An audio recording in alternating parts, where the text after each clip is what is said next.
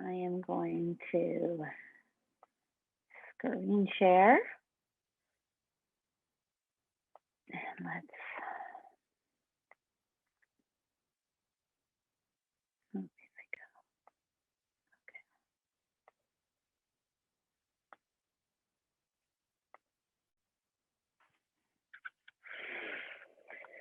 go. Okay, sleep week 5. This is our wrap up. This is our pull it all together. I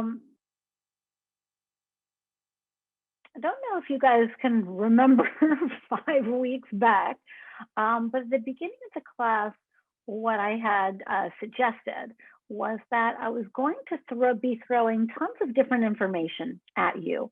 Some of it was going to relate to you, some of it wasn't going to relate to you. Some of it might be helpful, some of it won't be helpful. And that sleep as a concept is so vast that there is no one size fits all, one magic pill. What helps one person totally does not help somebody else.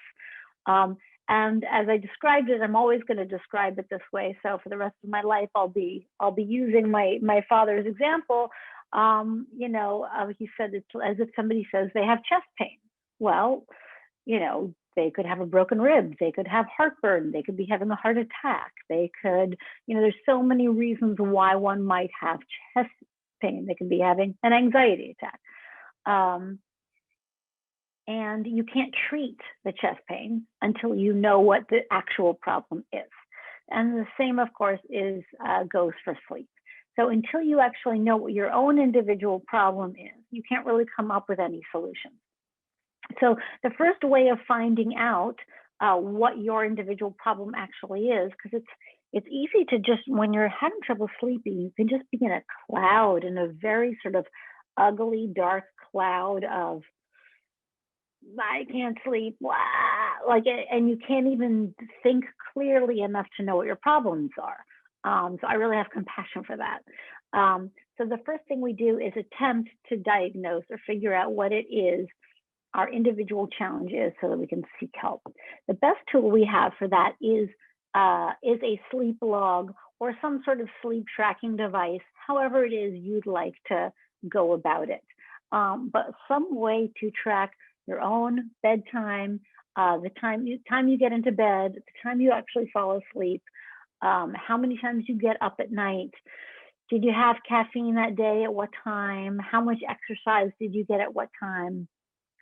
And through keeping these sleep logs over time, you will find patterns that and this is what I want to really emphasize, that you didn't know that you didn't know.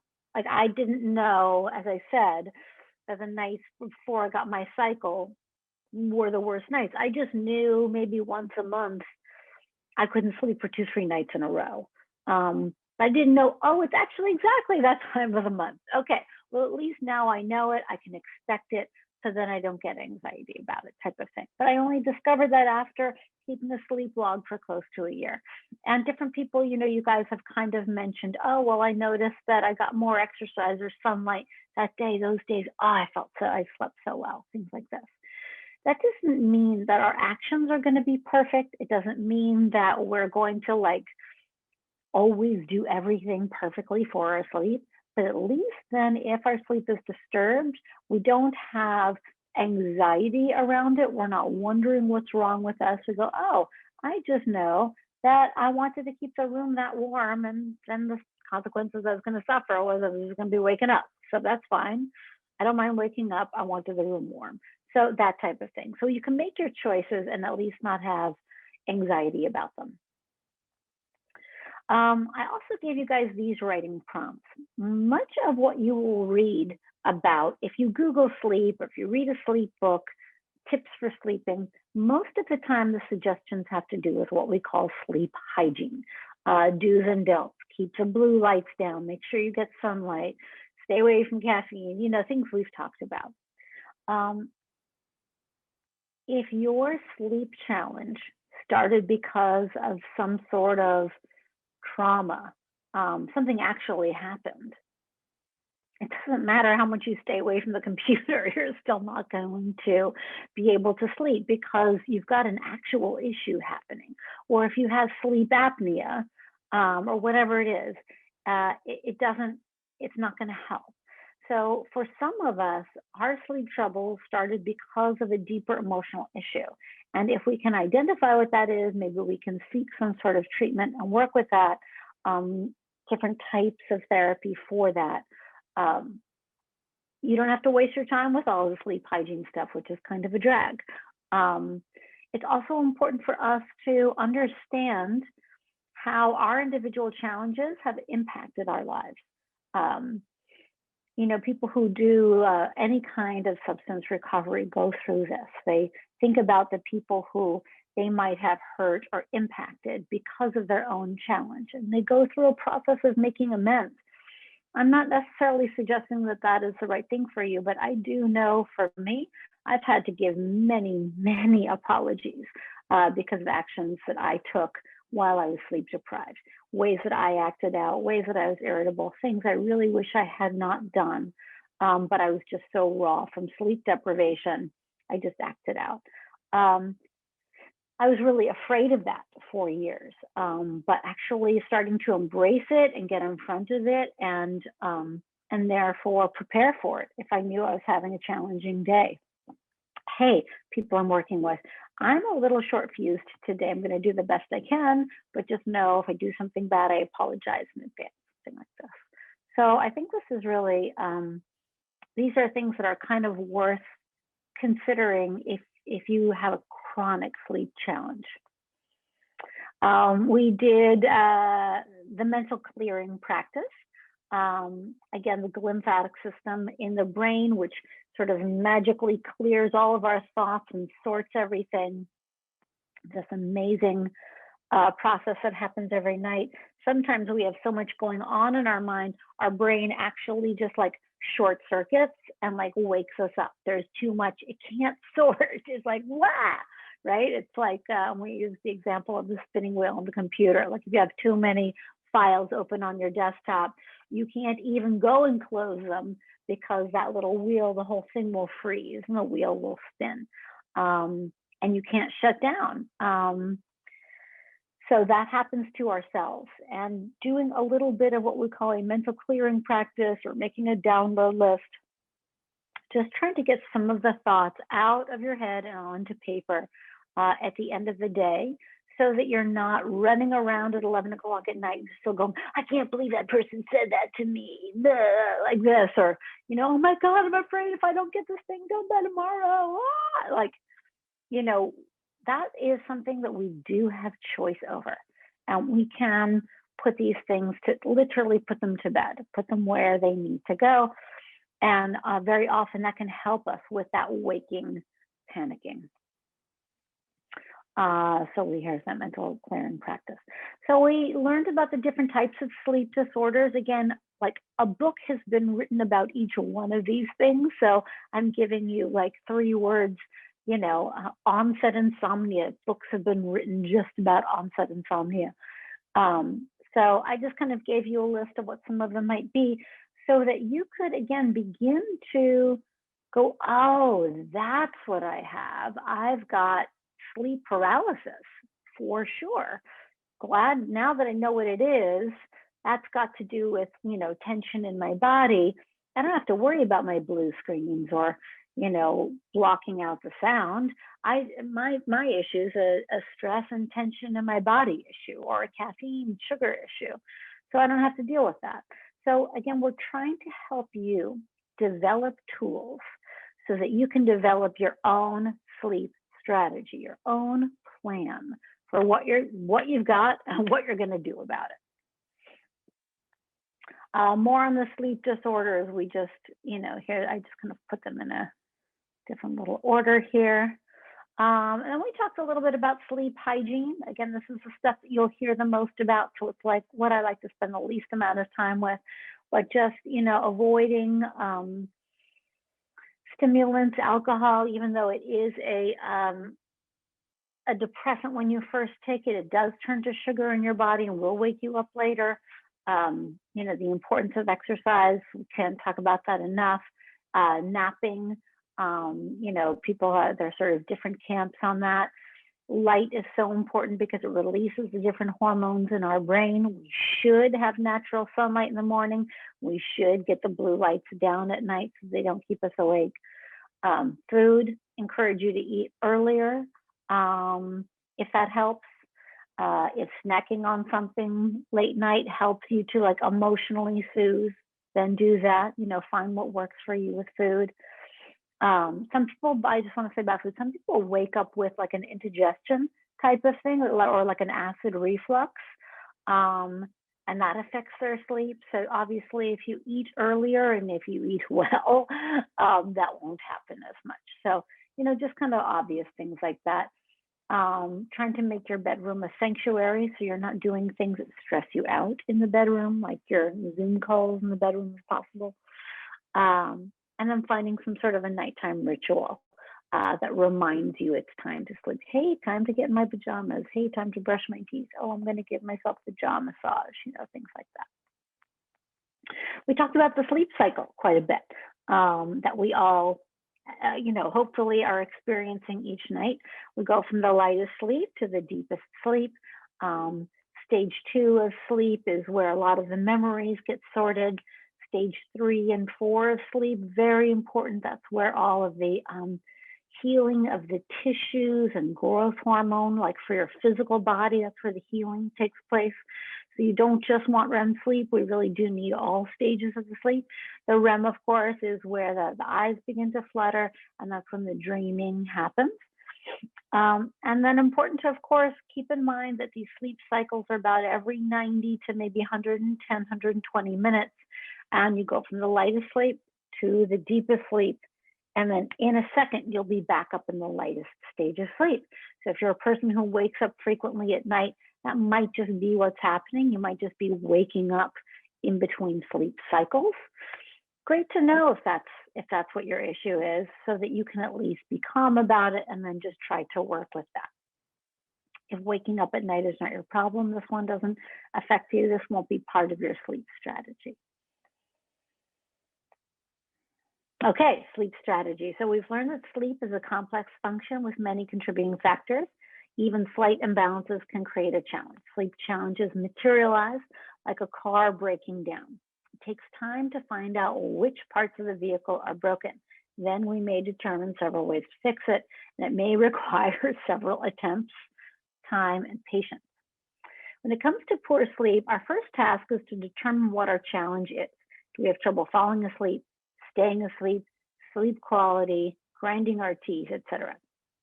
Once we determine the issue, we must then determine what is causing the issue. There may be several contributing factors. Any potential contributing factors should be approached individually as to isolate the variable, changing only one thing at a time to determine which is the cause of the issue.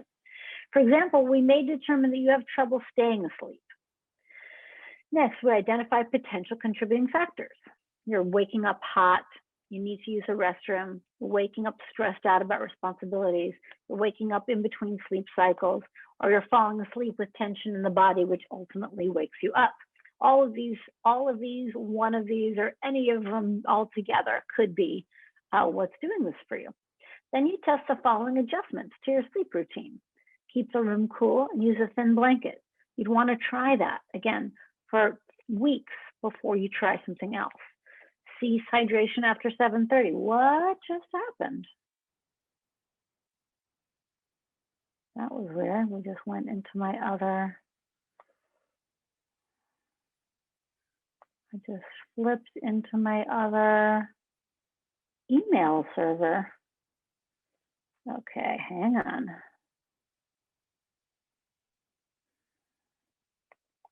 You guys don't need to hear what was wrong with somebody's downward facing dog, do you?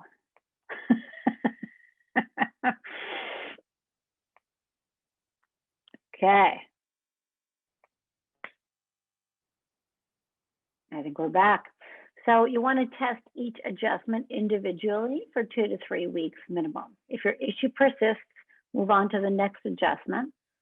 it's important to make only one adjustment at a time. I hope that makes sense. You guys are all pretty smart around here to determine what it is a problem.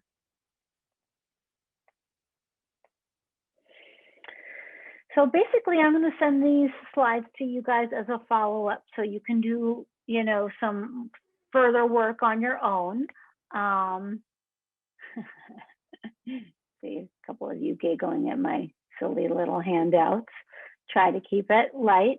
But what I would love to do is basically my encouragement, my parting gift, my homework to you guys is, what is the sleep challenge? What are potentially the things that are causing it? Here are the things I'm going to try to test. And then ultimately on your own, once you've done that, you'll reflect on, oh, this one worked, this one didn't work. Hopefully you find an answer. But before we do that, what I would love to do is, as I said, I was going to try to hear from you guys. So just with that in mind, if any of you want to sort of do a little, you know, it doesn't have to be perfect, but just like, my troubles waking up at night, I think it's because I'm waking up with anxiety, and I'm going to try the download list or something like that. Just a little bit of your take home, you know, just like a 1-minute version of your own sleep strategy. Like, this is what I got from this class. This is what I hope to do. I'm going to try this. Good luck, type of thing. Anyone want to give a share? Yes, Helga. Hi, I just want to thank you for this class. It's been just so informative. I don't have huge issues. I do wake up on a regular basis, and I know it's my own fault because I like to just drink some tea and hot chocolate or whatever in the evening, and I can't get myself to stop it. So, well, then I have to get up. And the waking up and getting up doesn't seem the problem. It's just every once in a while, and I don't know. That's the part I don't know. Something just clicks that seems to then keep me awake. But I now know that I don't have to get really upset about it. And what I have started doing is what you showed us, this little face massage and just, yeah, and stretching. And I noticed that when I wake up, my teeth are not pressed together like they used to be before. So that has helped. I'm sorry, I don't have a camera on my monitor, so I can't change it. So that's the one improvement that I've had so far. Thank you. Oh, that's really helpful. I love hearing that. Thank you so much for sharing it. And yeah, the getting up isn't a problem unless it's actually a problem. So getting up to use the restroom isn't a problem, but if you then start tripping out, you know, then it's a challenge. So yeah, maybe some of the breathing or something. Yes, Laura. So speaking of that, so I fall asleep before I even know I've hit the pillow. So I have no problem with that. I have to get up, I've loved the log. The log has been one of the best things I've done in ages. So I really love that. I go to the bathroom once, maybe twice a night. And for the most part, I fall right back to sleep. And exercise is not a problem for me. I exercise, you know, well enough during the day.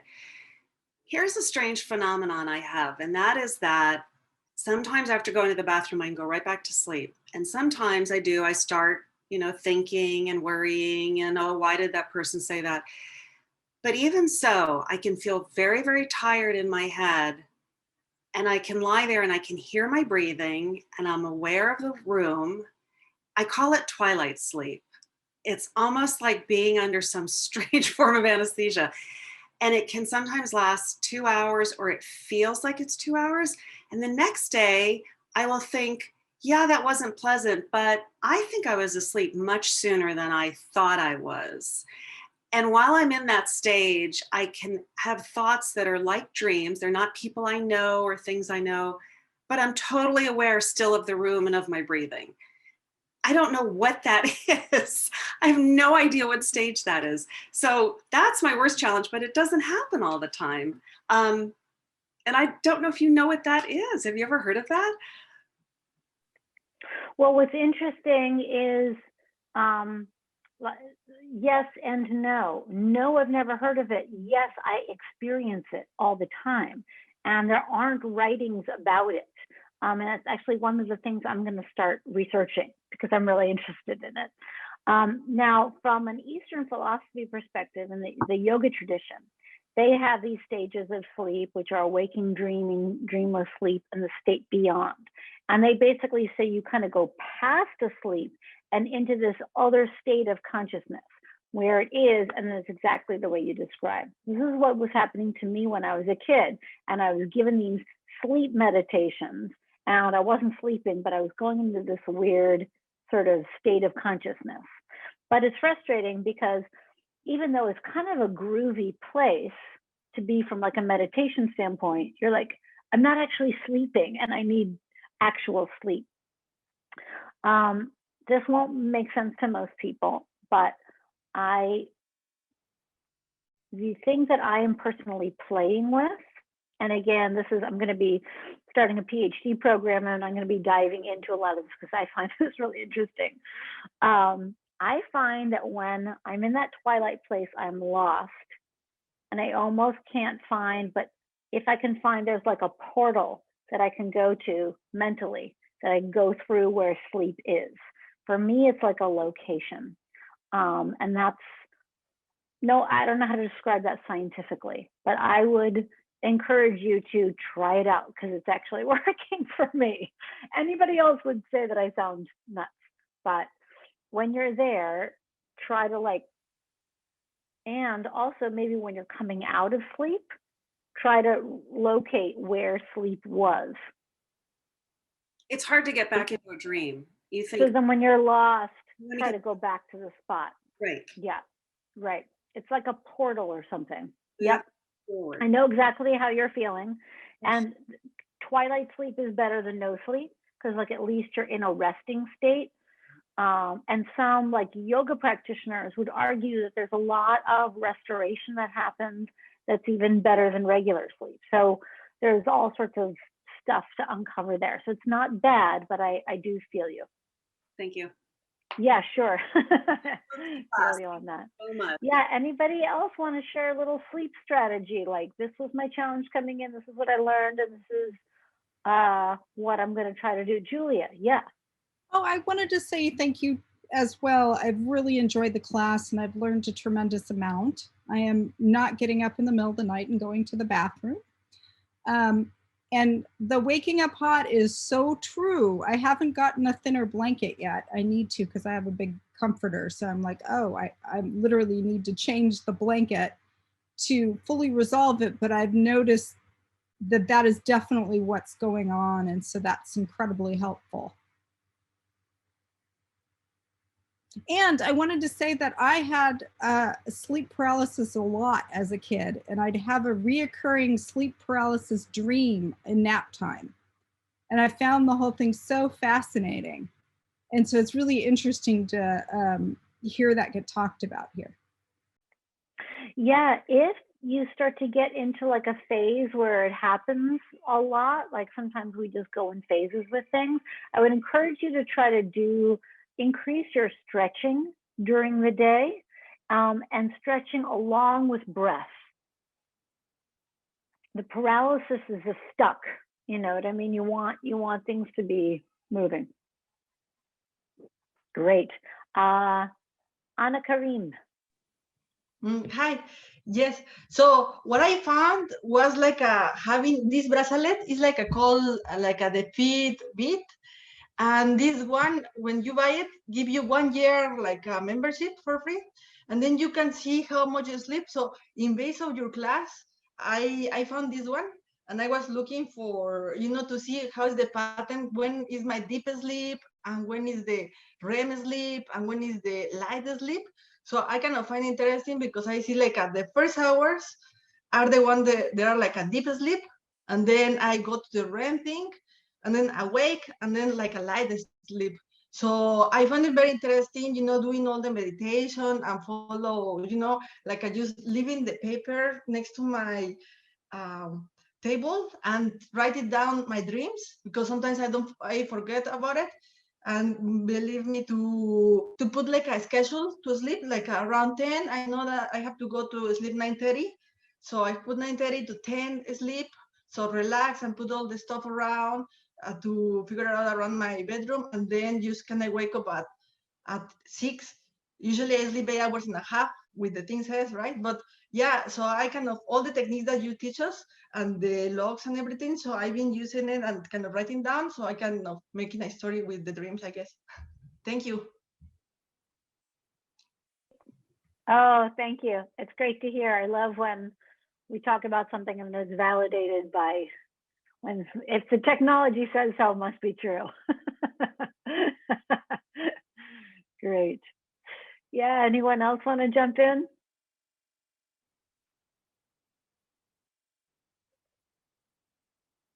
I can. Sure. I same echo everybody else. Thank you so much. It's been great. I think for me, I have a hard time going to sleep, and then I would wake up frequently. And once I woke up, I couldn't sleep again. Like it would take me a while to go back to sleep because I would just start probably rehashing everything that was keeping me awake. But it's really helped looking at the sleep log a bit, and then just being more cognizant over the things that we talked about. And so I think just trying to change small things, whether it's less screen time, just making a better routine as far as like getting more consistent sleep instead of staying, because I'm more of a night person, but then I stay up too late and still have to get up early. And then also I didn't really realize the sugar would, when that digests, would make you wake up. So I think that has helped, because if I snack, it was probably a sugary snack before I went to bed, which is of course not good, but but then I'm like, oh my gosh, I remember when you said that in class, and I'm like, I wonder if that's part of the problem for waking up. So it's been really helpful, and I really appreciated and everybody's input as well. So thank you so much, Sarah. Oh, great. I love hearing when at least a couple of things have added up. I would just say about the sleep onset, the falling asleep, and the sort of wanting to be up, because it's like that's when you start to get energized almost. I just want to validate that there are natural moments, usually around 10:30, something like that, where we start to get a dip of feeling like sleep could come. Most of us are like, no, I want to do this, I want to stay, like this, and we push past it. And then it is important to know that if you can't then go down an hour later, you're not crazy. You actually did miss a window. And then you have to sort of wait for another one to come. They come almost like in sleep cycles, right? It's like that. If there's a chance where you can do your nighttime ritual prep and start to wind everything down earlier. I made this adjustment, I'd say maybe 7 to 8 years ago, and it was really important. Whereas I started like actually winding down the house at like 9 o'clock. So that by the time that little wave of tiredness hit me, I was ready for it, and that I could just catch it and go down. That's helped me get down earlier and then up earlier. That makes a lot of sense, because I do get tired, but then it's like, oh, I still have these things to do. And then that's exactly it. I push through, and my friends or my family will say, how can you stay up that late? I'm like, I don't know, but I got all my work done. Like, because then you're awake again, right? But then unfortunately you end up snacking because you've now been up so long that you're, right? So I can recognize it better. So thank you.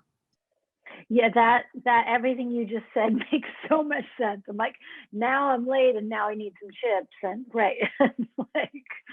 like exactly. So yeah, it's weird. I feel like by the time I'm done with dinner and I'm already like prepping the house, like making sure the garbage is out and there's a dishwasher on and the dog is walked, and all of those like things, I just try to start them earlier. Give it a shot and report back.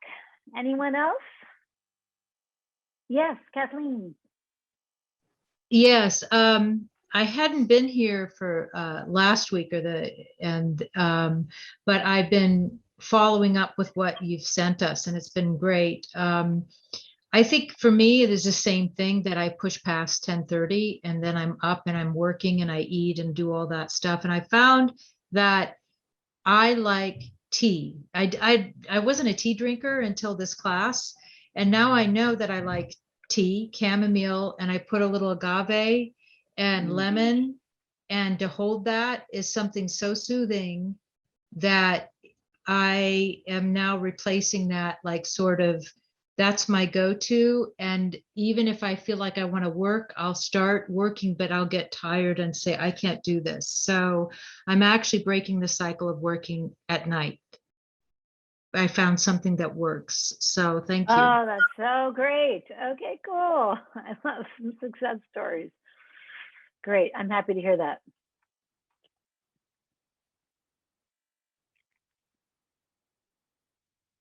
Okay, anyone else? Yeah, Mercedes. So I too want to thank you. I found this class very helpful. I am really enjoying making that list ahead of time, because I know that a lot of times I would wake up in the middle of the night with the list running, and I would wake up and I would write it down. And now trying to do it ahead of time before I hit the pillow, it's like so brilliant. Like so that's been really helpful. And then I find myself doing the massage and everything, and it's becoming a routine, and I'm really enjoying it. So thank you. I got your mess. I had emailed you about the night shifts that I have to work now and again, which are hard to do, but I have to do them because I'm a midwife. But you responded that it's good to exercise, and I don't know if you mean like routinely, which I do, or do you think it's good to exercise on the day after I work the night shift? Or I guess I just want to clarify that. Sure, I'm so glad you grabbed me. Statistically, people who work night shifts, those people don't statistically don't do a lot of exercise. So the fact that you already do is you're already ahead of the game.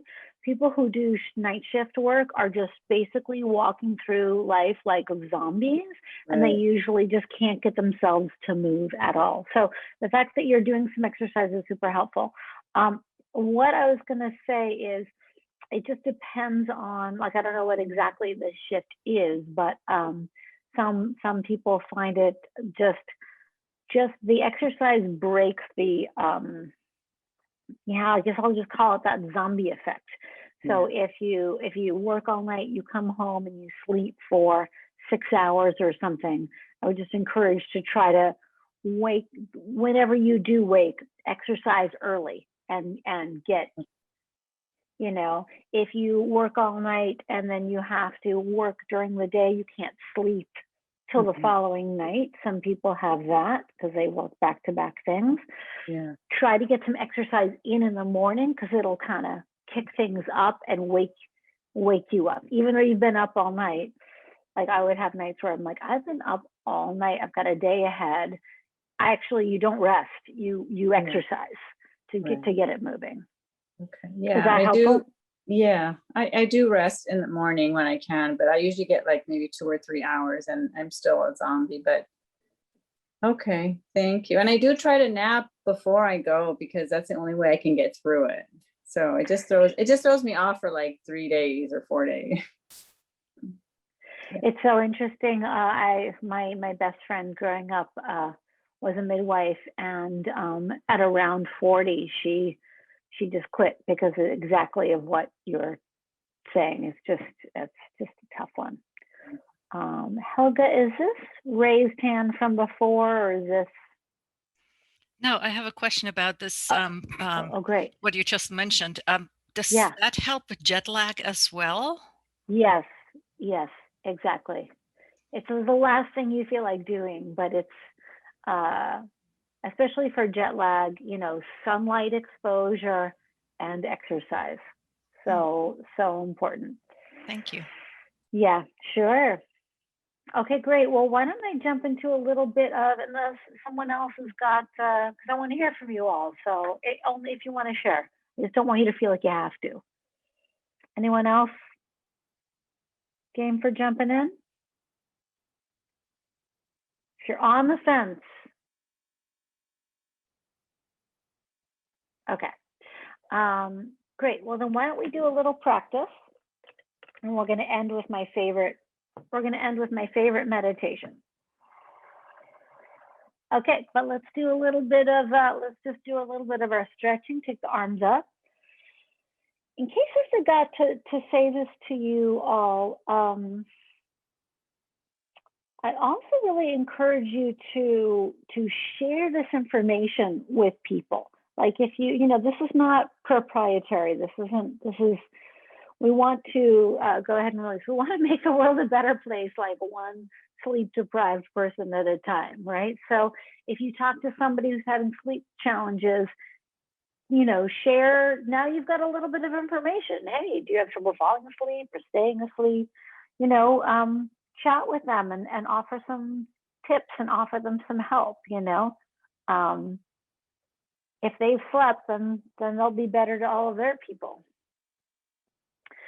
I don't usually say this because to me it's a little anxiety provoking, but you guys know that a bunch of the huge, horrible accidents that have happened in the world happened because people were sleep deprived. Exxon Valdez crash, Chernobyl, both of them happened because the person that was in charge hadn't slept. Let's take a twist. So we want to share our new knowledge with anyone and everyone we know.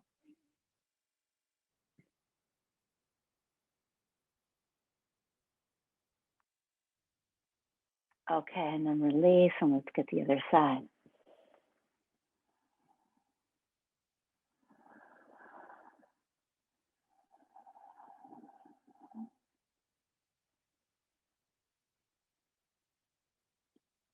Okay, and then let go. Let's take one arm up and do this little stretch.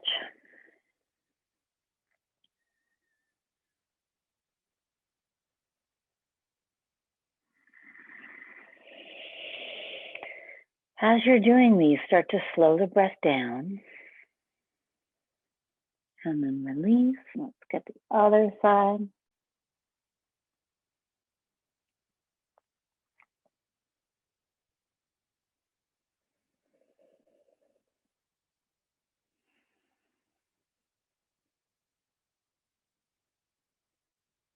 Okay, and then release. Now let's do that face massage. Let's start way back at the jaw, or the jaw and the ear. Oh, need this today. Jaw and the ear meet.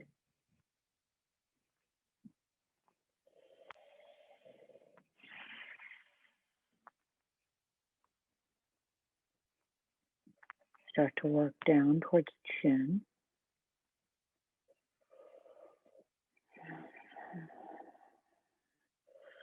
Go up to the upper lip, cheekbones,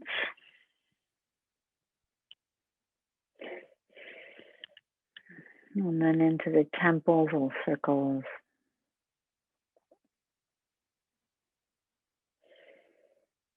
And then into the forehead.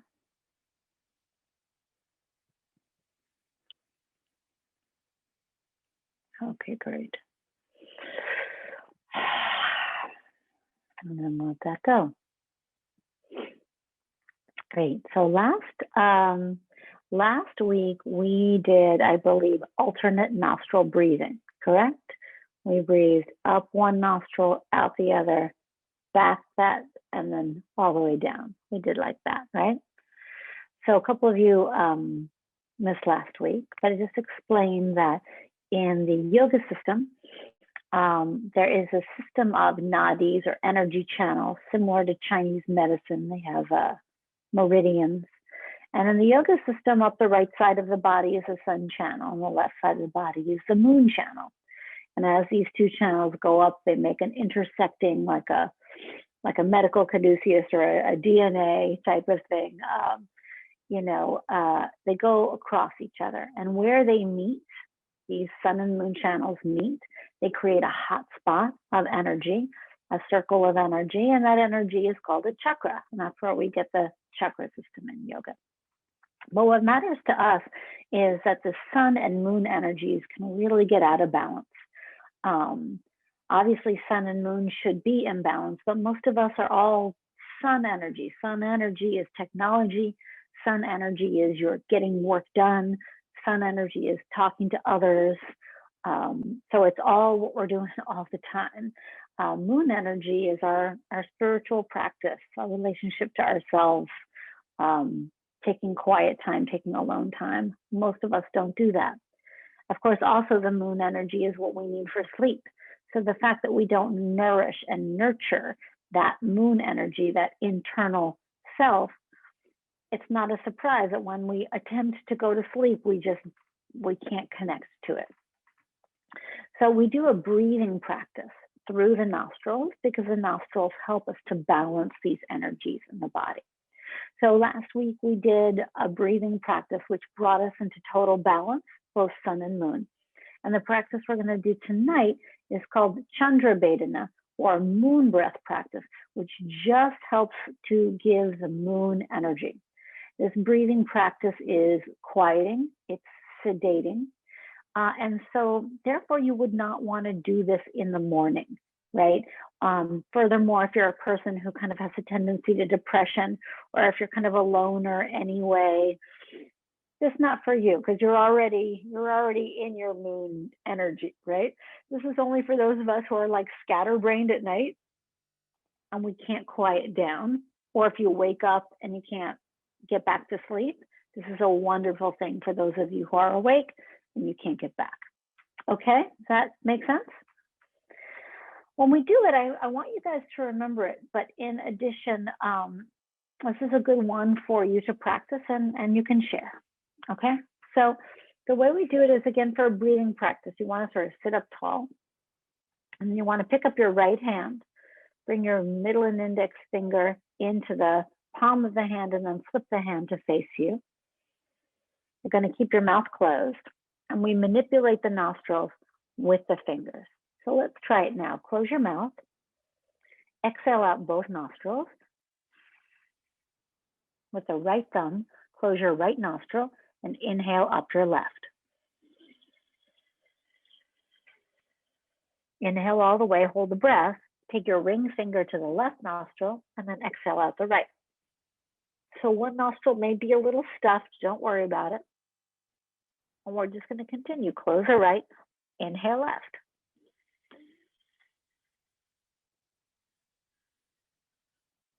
Hold it, close the left, exhale right.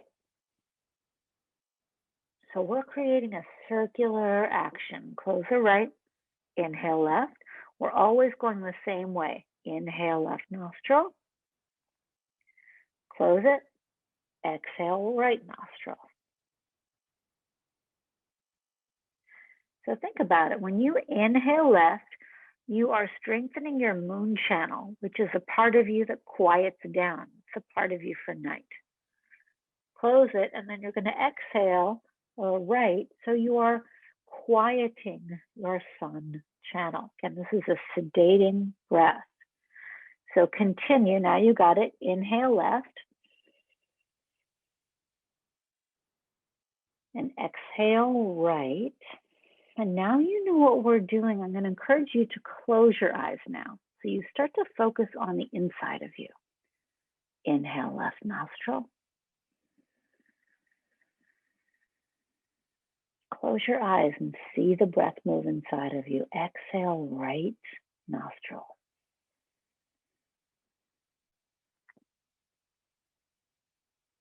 Inhale left.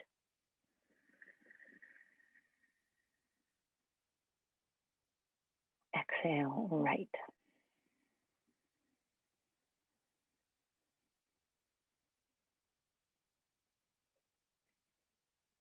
Inhale left.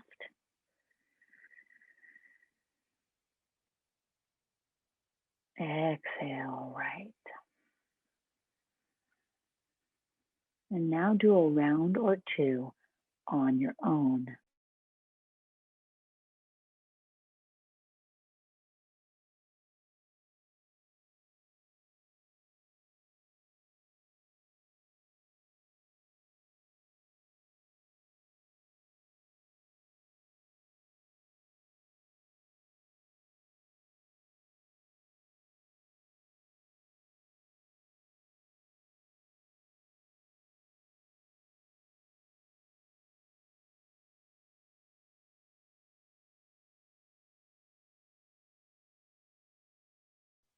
Keep your eyes closed.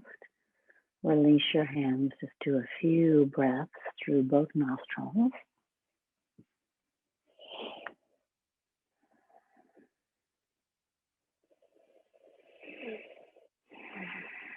And when you're ready, you can open your eyes.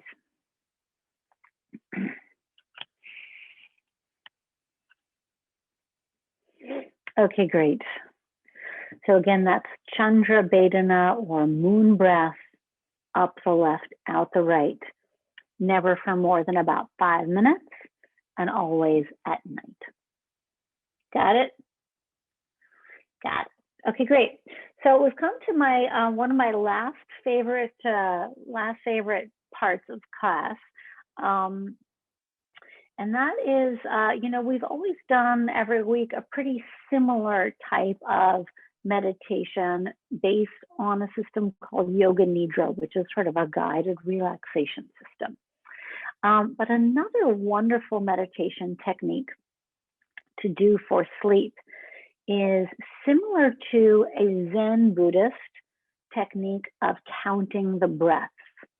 There's something about the counting of the breaths that is very, again, sedating and relaxing. And it just kind of puts you into a rhythm. And if you think about counting your breaths, it's not so dissimilar to the old wives' tale practice of counting sheep.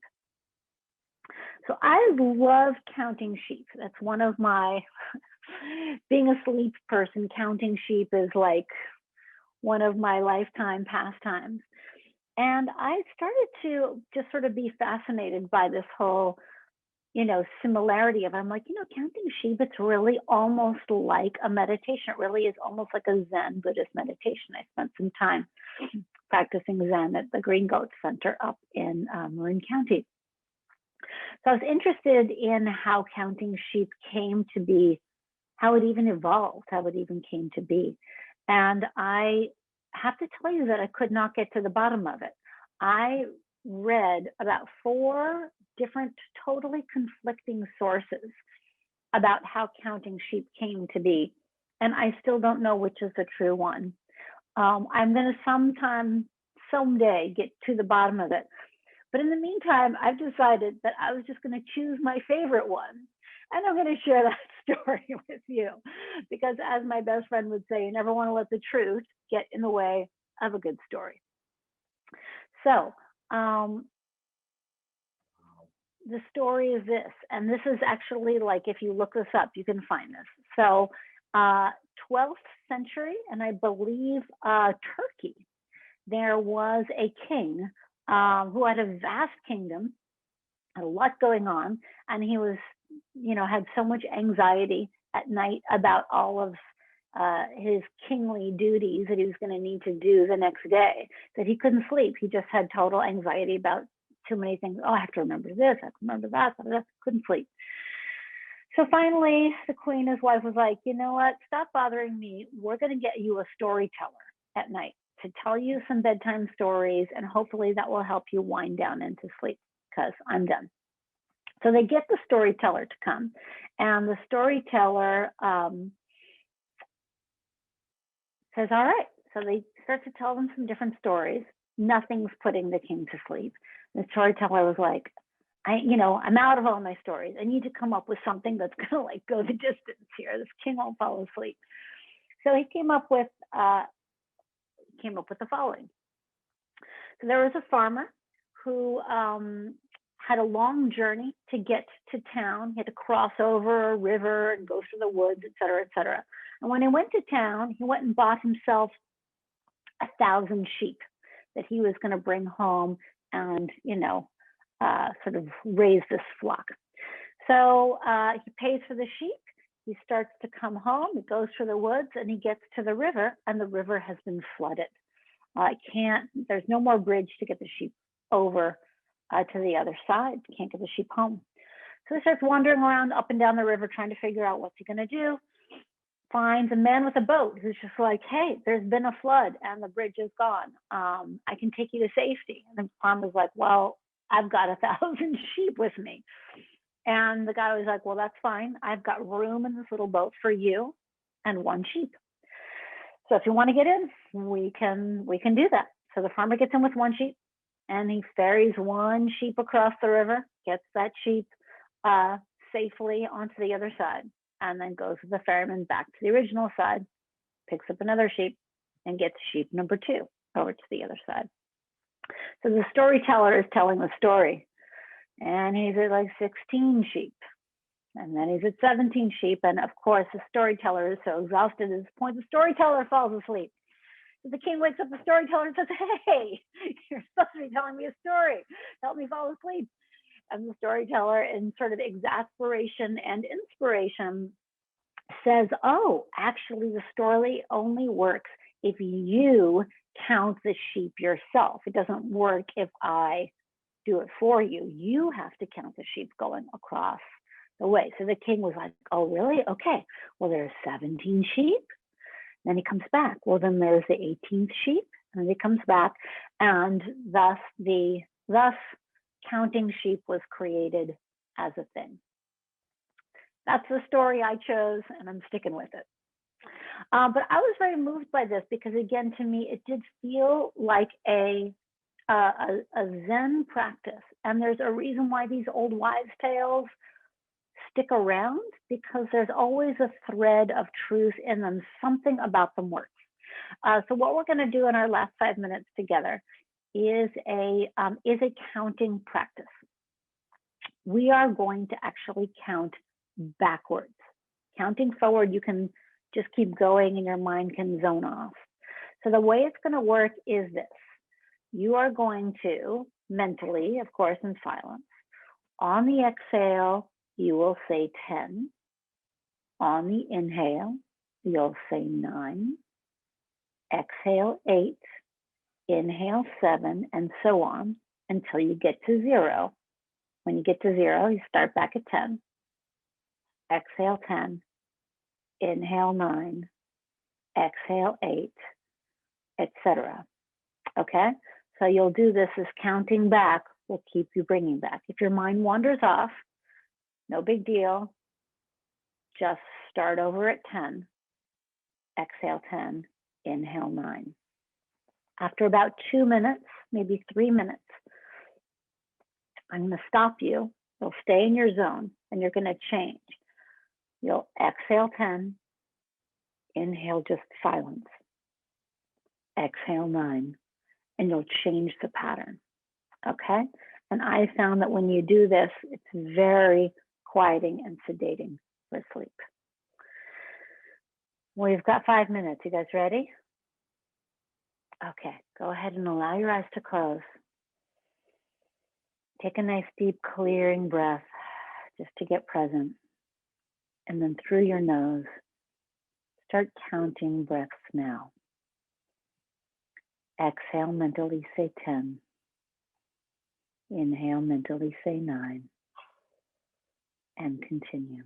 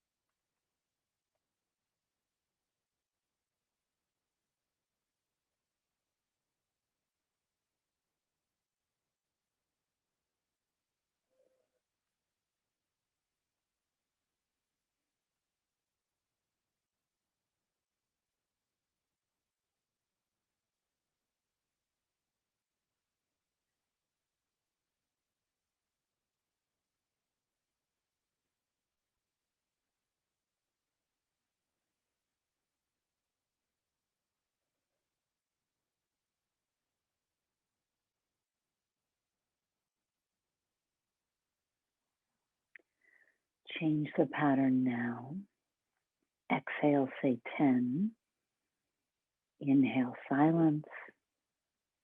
Exhale, 9. And continue.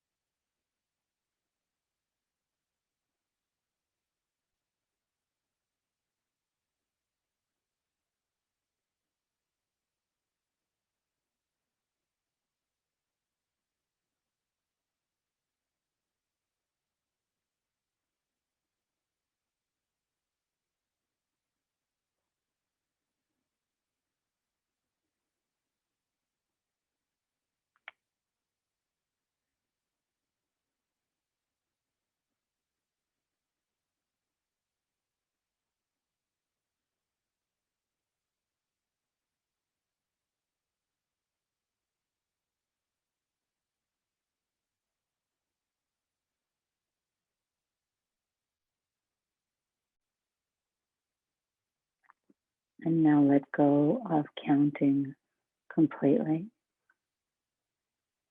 Exhale, silence. Inhale, silence. Exhale, silence.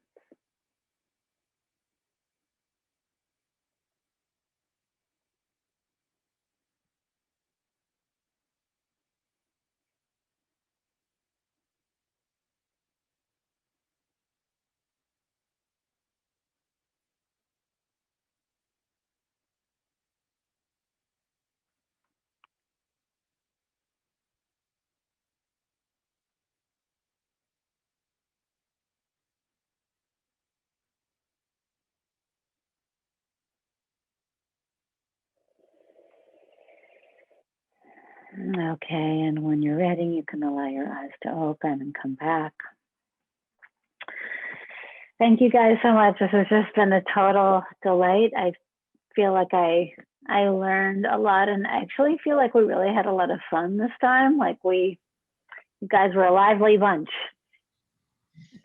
I will send out an email to you guys with the slides, etc., from today.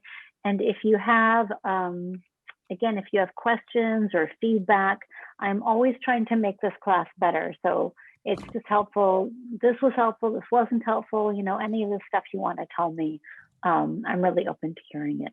Thanks for taking the time. It's not easy to carve out time for something like this. So I really appreciate you guys spending Wednesdays with me.